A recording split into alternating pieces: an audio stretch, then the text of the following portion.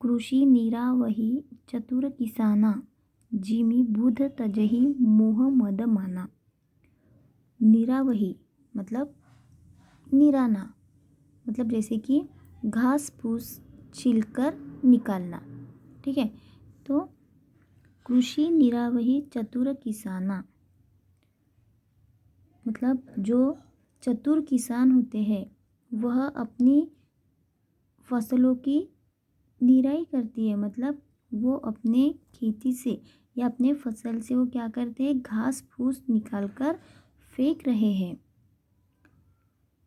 जिमि बुध तजहि मोह मद माना, और इन्हें देखकर ऐसा लगता है जैसे कि विद्वान लोग मोह मद माया का त्याग कर रहे हो।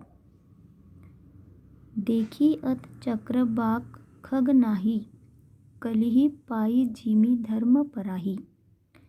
देखी अत चक्रबाक, चक्रबाक मतलब पक्षी, मतलब चकवा पक्षी। तो मतलब बरसात के दिनों में जो पक्षी है वो कहीं नहीं दिखाई देते हैं। कलिहि पाई जिमि धर्म पराही, और इससे ऐसा लग रहा है कि जैसे कलयुग में धर्म पलायन कर गया हो। विविध जंतु संकुलम मही भ्राजा, प्रजा बाढ़ जिमि पाई सुराजा। विविध जंतु मतलब जो विविध प्रकार के, जो मतलब पृथ्वी जो है वो अनेक प्रकार के या विविध प्रकार के जीवों से भरी हुई है, और ठीक उसी तरह वो सुशोभित हो रही है, शोभायमान हो रही है।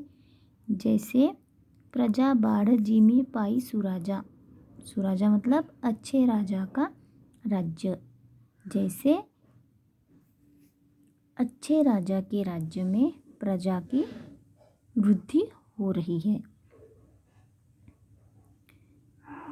जह तह रहे पथिक थकी नाना, जिमि इंद्रिय गण उपजे ज्ञाना।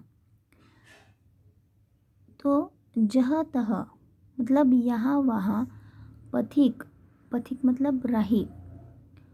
तो यहाँ वहाँ जो अनेक राही है वो थककर इस तरह ठहरे हुए हैं जैसे मनुष्य को ज्ञान प्राप्त होने पर इंद्रियां शिथिल हो जाती है।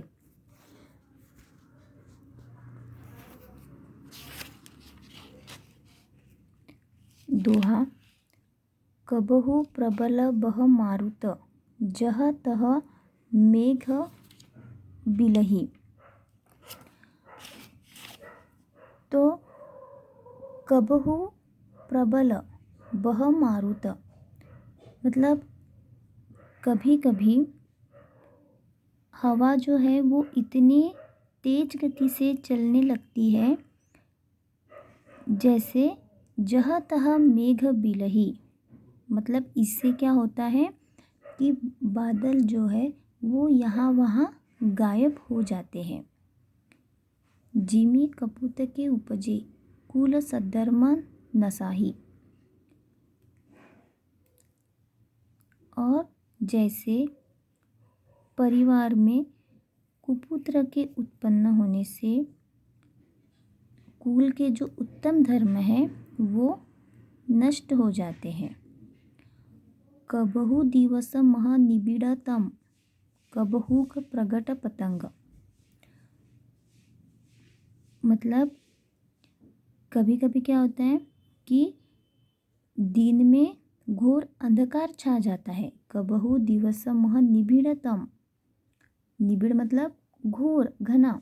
तो कभी क्या होता है कि दिन में भी घोर अंधकार छा जाता है। कबहु का प्रगट पतंग, और कभी क्या होता है कि सूर्य प्रकट हो जाता है।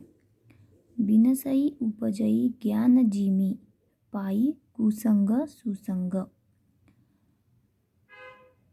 और जैसे बुरी संगति पाकर मतलब बुरी संगत पाकर ज्ञान नष्ट हो जाता है और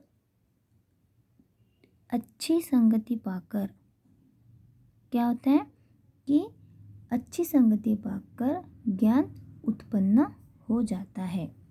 मतलब संगत अगर बुरी हो तो ज्ञान नष्ट हो जाता है और अगर अच्छी संगत हो तो ज्ञान उत्पन्न हो जाता है।